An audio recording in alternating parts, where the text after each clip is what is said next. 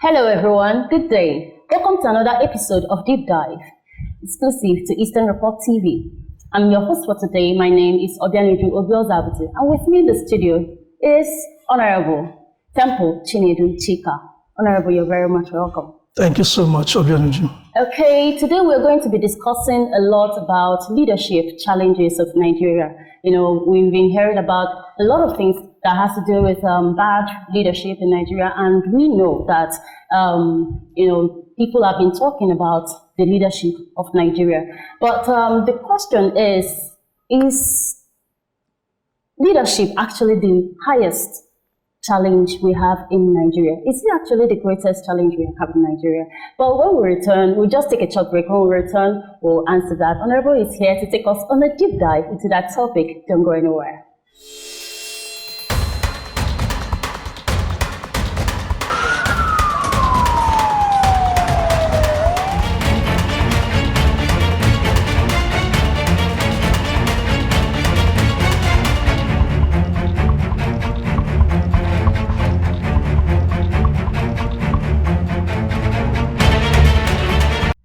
Alright guys, welcome back. Remember, this is Deep Dive and we are discussing leadership, the greatest challenge of Nigeria. But we have our guest today in the studio, and our guest is going to be taking us really into that topic, leadership, greatest challenge of Nigeria. So, Honorable, over to you. Can we meet you, please? Thank you, Obianuju. My name is Temple Chinedu Chika. Temple is the former chairman of Enugu State Youth Council, a former chairman of the Forum of Chairmen of Youth Council in Nigeria. Temple is an entrepreneur, neck deep into agriculture. Temple is also a practicing theologian. I'll stop here so far. Wow. Okay, sir. Can I also add to that Temple is also a politician by vocation, not by profession. Wow. Okay, so can you tell us a little about that? Yeah. Some persons are professional politicians. I am not. And I don't hold on to such belief. I create time to get involved in politics, though I do with passion. And that's why I say I am a politician by vocation, not as a professional. Not as a profession. That means it's one of the things that gives you joy when you do it. That's right. That's right. So we're still looking at a critical exposition of challenges of leadership in Nigeria. So in just simple terms, can you define what leadership is all about so that we can actually know, what it is and then how to approach it? It's very simple, without making it look complicated. Leadership is all about the ability to lead people to a desired end. That's leadership. Just the ability to take a lead, and then people will follow, and then they get to their desired end. That's leadership. To provide objective and purposeful leadership simply means a man is endowed to the extent that he can say to people, we are going to Opera Square. Okay. That's our desired destination. And then that ability that spurs him, compels him into making sure that he does not stop until he takes the people to that place. Yes, that is simply leadership. We might not go into dictionary rendition of the word leadership. It will take us time, but this is simply leadership in my own understanding. Okay, thank you, sir. So what do you think are the challenges that we're having in leadership when it has to do with Nigeria, just pertaining to Nigeria? We have other places, they're quite alright, but let's just let's stick to Nigeria first. So what do you think are the challenges of leadership in Nigeria? Leadership is the problem, the challenge that we have globally. Yes. But we'll narrow it down to Nigeria. Exactly. Yes, leadership is the problem of Nigeria. When we talk about leadership affects every strata of life. Every strata of life. There's leadership in the home. Yes. There's leadership in the church. There's leadership in the community. There's leadership in this politically. There's leadership virtually every strata of life. Without leadership, there's no development. Without leadership, there's no development. So when we talk about leadership as a challenge in Nigeria, We are simply saying that we've not had the kind of leadership in Nigeria that will bring about that desire of having accelerated development that affects our body politic as a nation. And when you look at the history of this nation, you will believe with me, from the inception of Nigeria to date, it has always been the problem of leadership, the challenge of leadership. It affects states, it affects the nation, it affects the local government, it affects the wards, it affects even the communities, even the villages. So it affects everywhere. So it's a problem of leadership. Let me say this so that we will also have a full comprehension of what leadership is all about. A man who cannot manage himself cannot be a good leader. Self-management. If I were to be a lecturer in a university that will handle leadership, my first port of call will be self-management. A man who cannot manage himself cannot lead people. And that has been the bane of development in this part of the world when we talk about leadership. So, okay, self-management. I picked two things from you, sir. You talked about that leadership affects every strata of life. Every strata of life. Every strata of life. And then you talked about self-management. That means before you become a leader, you have to lead yourself first. That's right. And then you can lead. But what do you think are the obstacles to effective leadership? Because definitely before you lead someone, there might be obstacles in the way. Okay, so we're just trying to look at the obstacles of effective leadership. Let me give you this concept. Leadership is not an act. A-C-T is an act. A-R-T. Leadership is not what you dramatize. Leadership is not about Bollywood, Nollywood, or Hollywood. Leadership is an art. It's something you develop. Several times I've heard people say, this man is a born leader. And I say no to that. No man is born a leader. For the fact that a man by privilege got into position of leadership because maybe he was born into a family where the father held sway in the conglomerate, and while the father was passing away, he handed the conglomerate to the young man, doesn't make him a born leader. A born leader. It's true. That young man would have been developed, must have been developed for that strategic position. So when I say to people, leadership is an art. It's something you are endowed with. It's something you work on. It's something you develop. Something that swells from the inside. You work on it. You develop yourself for it. You don't just crash into it. You prepare for it. That's why it is an art. It is not an act. Okay, so people in this part of the world, people think leadership is just about acting. You're an executive that, you're an executive this, that doesn't make you a good leader. There are so many people who occupy so many executive leadership positions, but they are not doing well. Yeah. And there are so many people too who are not occupying leadership positions, but they are doing extremely well in those little spaces that they are occupying, as far as leadership is concerned. Okay, sir. If someone wants to become a good leader, you're talking about development. So you have to develop effective leadership. You talked about obstacles to leadership, to effective leadership, purposeful leadership. One obstacle is when people do not yield themselves to the crucibles of leadership development. When people do not yield unreservedly to the crucibles of leadership development, that's one thing that hampers on providing effective leadership in this part of the world. That's one obstacle.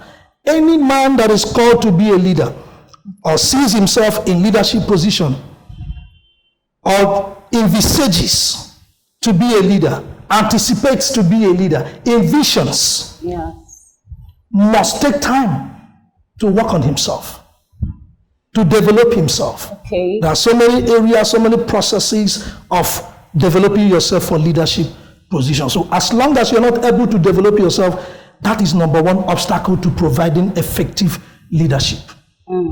That's right. Okay. Okay, so that means if you want to develop yourself, you go for things like trainings. Exactly. And then how to... Both formal and informal education. Okay, so but bringing it to the leadership in Nigeria today, I mean, what do you have to say about those that are, I mean, they are there and they've been there for years, that are still coming back, a whole lot of them are still coming back, and we don't have say, we might not really have much to say about it. At least you know the politics of Nigeria. So how can you bring this, how can you relate it to the leadership that is going on in Nigeria recently? Thank you very much, Obenuju. Let me say this, and I want to establish it. In Nigeria, there is a saying, especially within the constituency of the young people, that the youths are leaders of tomorrow. Oh, we're not saying it tomorrow. And that is the part of the problem that we are having in this nation today. Times are changing. Exactly. Times are radically changing. And in this part of the world, people are not yielding to times as they are changing. People are vehemently opposed to the changing of times. Why am I saying this? Somebody said something to me recently. He said, some years back, he was in school, and a certain man was the president of Nigeria then. And he said, after 10 to 15 years, as chief executive of a company, a firm, he met the same man again as the president of Nigeria. And he was now asking, when will it be the time for young people to man positions of authority, leadership in Nigeria? And to me, if we must get it right in Nigeria, we must begin to talk about leadership. Because that's the bane of development in this country today. You ask me a question, where has leadership gone wrong? I'm not trying to give us the picture, the notion, or the impression that every leader must be perfect. No, it is not. Every leader who is coming to lead must have what is called policy trust, a clear-cut agenda. Your clear-cut agenda or policy trust must be in conformity with the trends of the time, with the changes of the time. If they are contrary to it, then you have derailed. You are not qualified eminently at that point in time to lead the people, because you are not an integral part of the time. Yeah. You are a man that is contradicting the time. And that is the problem that we've been having in Nigeria. We don't look for people who are yielded to the changes of the time. We don't look at the people who are ready to be submissive to digitalization. We don't give our mandates to people who can be trusted or entrusted with the mandate of leading us to El Dorado. We pick leaders in Nigeria with sentiment, and it has continued to hamper on the development of this nation. The moment we begin to discard sentiment, throw away sentiment, and begin to look into picking leaders with the eye of ego, looking at who is fit, who is eminently qualified, Exactly. who conforms to time, who conforms to changes, then we'll begin to get certain things right as far as leadership is concerned in Nigeria. That means there is a clear, there is a clear gap, and huge gap. And there is a difference between ruling and leading. In Nigeria, what we have is rulers. We have few leaders. I'm not trying to defeat the fact that we have leaders. We have leaders. There are people that we can attest to that they are leaders in Nigeria. But what we have is more of what is on the higher percentage is rulers and not leaders. Okay, so these are more like challenges. Is there any solution? What do you give us an advice to, the people that are aspiring to be leaders of tomorrow, actually. And, while you are still a youth, you are thinking, how do I become a good leader? Is there any advice that you can give for them and those of us that are thinking, being leaders tomorrow? The person you think is a leader of tomorrow is already a leader of today. Except if you're saying it with a sense of sitting on a position of strength and power politically. Okay.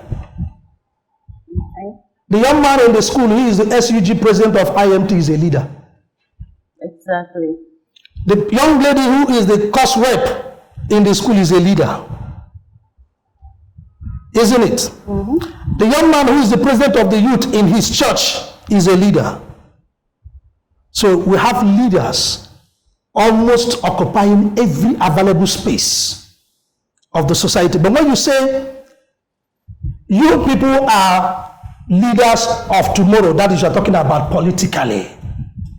They are leaders of tomorrow. You ask me, what advice do I have for aspiring leaders? Isn't it? Yes. People who want to become leaders, people whose dreams are to become leaders. Leaders, maybe governor, senators, exactly. House of Reps members, and other politics. But I want to tell you that leadership does not end in politics. Okay.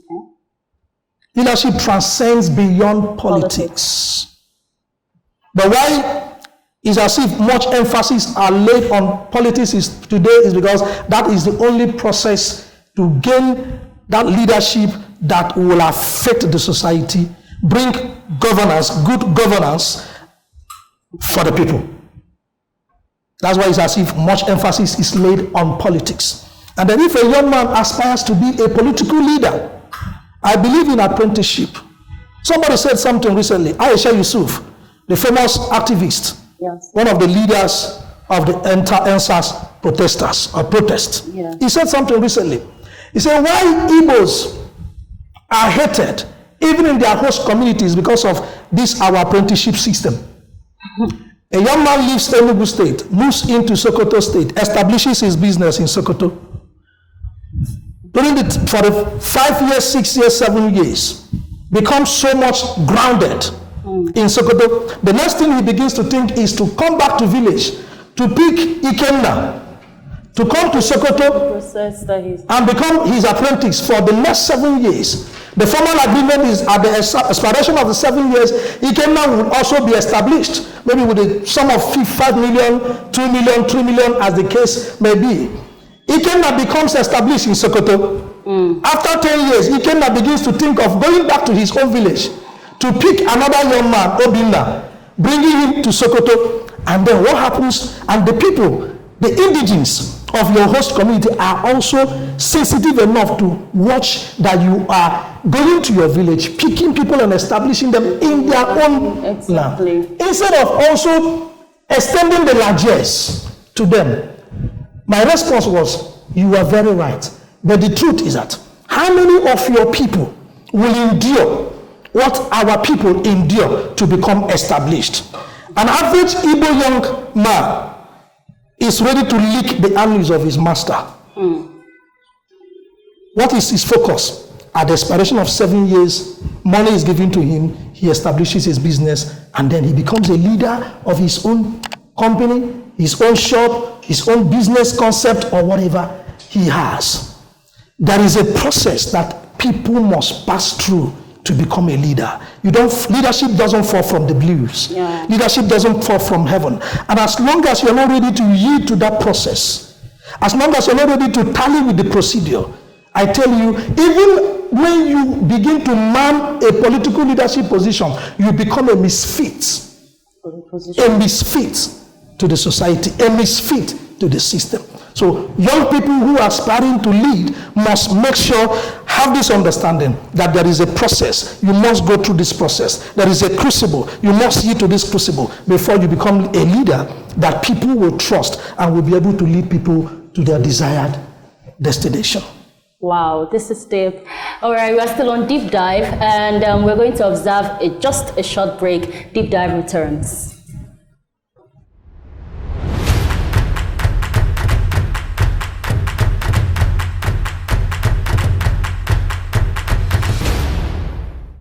All right, guys, this is still Deep Dive, and we've all heard it from Honorable Temple Chinedu Chika. Honorable, thank you so much for coming and gracing this invitation, to our studio today. We are so grateful discussing this topic with you. I mean, this topic is really deep. It's really deep because leadership is a topic of great interest in Nigeria. Talking about bad leadership and then effective leadership. What about the aspiring leaders, the people that are aspiring to be good leaders tomorrow? Okay, so we've heard it that leadership doesn't fall from the sky. You have to go through a process. You have to yield to the crucibles of leadership, right? And then you have to learn. You just don't have to start leading people. Understudying men. That means that is understudying men. Right. And then you don't rule. You actually lead people. Right. So, and it's not an art. It's an art, it's right? An art, true. Yes. Okay. So this is where we wrap it up for today on Deep Dive. And remember to like and follow all our social media platforms at Eastern Report TV. Subscribe also to our YouTube channel at Eastern Report TV. My name, once more, is Obianuju Obielzabutu. Thanks for staying with us. Do have a pleasant week.